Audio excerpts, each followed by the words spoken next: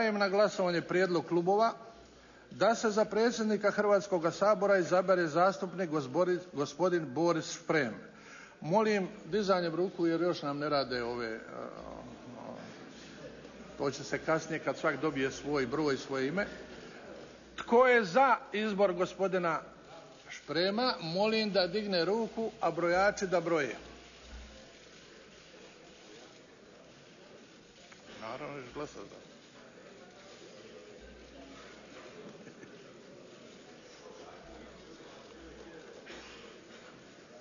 Hvala. Protiv? Hvala. Suzdržan?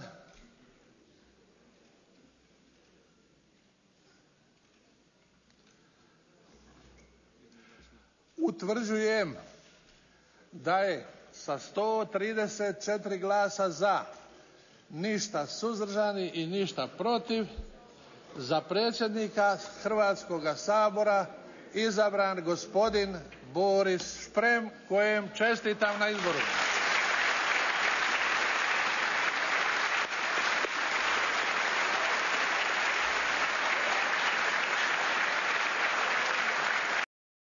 Čestitam još jednom predsjedniku Hrvatskog sabora gospodinu Borisu Špremu na izboru i pozivam ga da se obrati nazočnima, a nakon toga da zauzme svoje mjesto za predsjedničkim stolom i nastavi predsjedati sjednicom Hrvatskog sabora. Izvolite gospodine predsjedniče Šprem.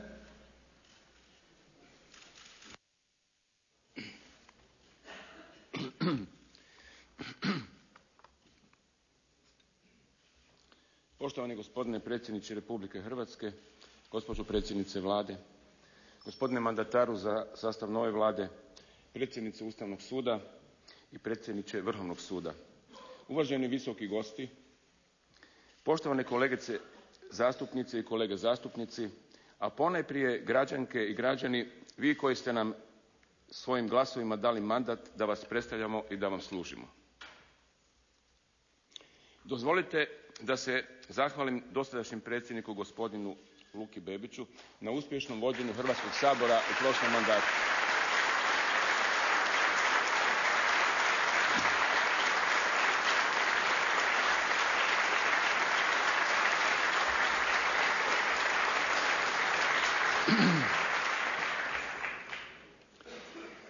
Zahvaljujem se, poštovane kolegice i kolege, na povjerenju koje ste mi dali, a koje ja osobno ponajprije doživljavam kao obavezu da nastavimo putem razvoja demokracije.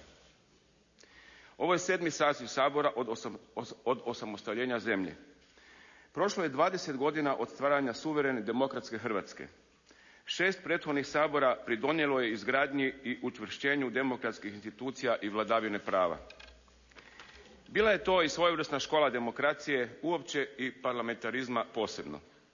U toj su školi naši prethodnici nekad bili na razini svoje velike odgovornosti, a nekad, nažalost, nisu opravdali povjerenje koje im je narod ukazao. Imali smo zastoja, posustajali smo. Ipak, nema sumnje da smo napredovali. Izgradili smo demokratsku arhitekturu zemlje i pokazali trajnu privrženost pluralističkoj demokratskoj opciji. Narod nam je svoj suverenitet samo posudio, a ne bezuvjetno poklonio. Naš je imperativni zadatak da u svakom trenutku, u svakom svom činu imamo na umu najveće vrednote zapisane u Ustavu, a to su sloboda, jednakost, nacionalna ravnopravnost, rodna jednakost, mirotvorstvo, socijalna pravda, prava čovjeka, nepovredivost vlasništva, očuvanje prirode i okoliša, vladavina prava i demokratski višestranački sustav. A sve to u funkciji očuvanja državnog suvereniteta i stvaranja uvjeta za bolji život svih naših građana, što ćemo najbolje činiti stvarajući zakonodavne okvire za izlazak zemlje iz duboke gospodarske i socijalne krize. Najteže krize u kojoj se Hrvatska našla nakon Domovinskog rata. Morat ćemo odlučivati, a onda biti i odgovorni ponekad i za nepopularne mjere, jer su one nužan ulog u budući boljitak. Moramo djelima pokazati da služimo građanima, da nismo vođeni osobnim, grupnim, korporacijskim, uskostranačkim ili ideološkim ciljevima. Time bi izdali temelje našeg Ustava, sve ono što smo baštinili antifašističkom borbom i sve ono za što se borilo, ginulo u Domovinskom ratu, u ratu koji nismo željeli, ali koji nam je nametnut i iz kojeg smo izašli kao pobjednici. Živimo u teškim, ali i izazovnim vremenima. Čitav svijet je na prekretnici. Vrije na sve strane. Burna su još uvijek u konačnom ishodu neizvjesna zbivanja u arapskim zemljama. Ratovi se i dalje vode. Kriza je zahvatila srce kapitalizma. Dramatična su zbivanja u Europi i Europskoj uniji. Sve je jasnije da koncept liberalnog kapitalizma treba hitan redizajn. Račun svjetske krize ne može se isporučivati samo svijetu rada, niti najsiromašnijim zemljama svijeta. Jedna od prvih odluka ovog 7. saziva bit će raspisivanje referenduma o ulasku u Europsku uniju. Uvažavajući drugačije mišljenje kao legitimno i legalno, očekujem da će velika većina građana reći povijesno da.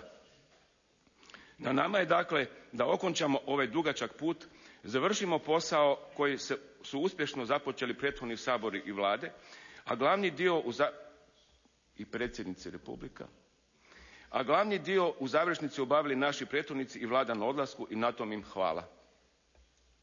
Ali i poslije referenduma moramo nastaviti učvršćivati i razvijati demokratske okvire i popuniti ih sadržajima i vrijednostima koji će nas približavati i izjednačavati s najrazvijenijim zemljama Europske unije.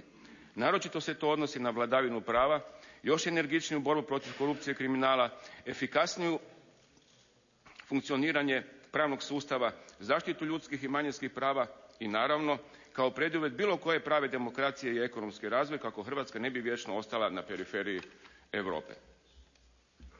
Članstvo u Uniji dinamična je kategorija, što pokazuju i sadašnje previranja i zato od nas ovisi kako ćemo se i koliko znati prilagoditi turbulentnim zbivanjima i promjenama i iskoristiti svoje prednosti i šanse.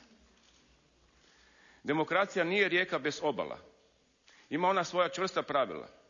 Da bi se zaštitila, treba na vrijeme prepoznati kad joj prijeti anarhija, a kad pokušaj da se zbog tobože viših interesa uvodi čvrsta ruka.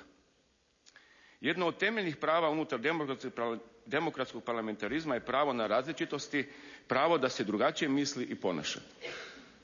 Iako se iskreno nadam da oko strateških pitanja nećemo imati velikih prijepora, bilo bi naivno i demokratski i pomisliti da ćemo u ovom Saboru postizati jedinstvo i jednoglasje jer njegov sastav odraz je različitosti unutar našeg društva. Ne treba se stoga bojati ni žučnih rasprava, ali plediram da one budu unutar demokratske procedure uz puno međusobno uvažavanje. Neka bude razlika, neka bude živost, pa i žestokih verbalnih okršaja, ako će nas to dovesti do pravih rješenja. Ako će to biti put ka izlasku iz krize. Svaka kriza, pa i ova naša, koja je dijelom uvezena, ali je ponajprije naš autohtoni proizvod, nije samo pad starog, preživjelog i nesposobnog, već je istodobno i mogućnost. Ovu krizu treba zgrabiti kao dragocjeni povijesni trenutak u kojem je moguće ostvariti novu priliku, nove društvene odnose, nov način razmišljanja i nove forme društvenog okupljanja i djelovanja. U suprotnom, bit ćemo osuđeni na ponavljanje starog i preživjelog ili u izlete izvan korita demokracije. Osobno ću pažljivo osluškivati glas građana, sindikalnih organizacija i civilnog društva. Nastojat ću da se taj glas maksimalno uvažava u našem radu. Kao što sam rekao, vremena su teška, problemi su veliki, izazovi pred Saborom i novom Vladom krajnje su ozbiljni. Pred nama su odlučne mjere i reforme da bismo izašli iz ove duboke i opasne krize. Hrvatska je još jednom na povijesnom raskrižju. Neophodna nam je materijalna, ali i moralna obnova društva. Nedavno je jedan kroničar napisao da je 4. prosinca bila vlast 12 sati u rukama naroda. Moramo biti duboko svjesni da ta vladavina naroda treba trajati cijelo vrijeme, a ne samo tih 12 sati. I to upravo preko najvišeg predstavničkog tijela naše zemlje, preko ovog Sabora kojeg danas inauguriramo. Želim svima nama puno uspjeha u radu.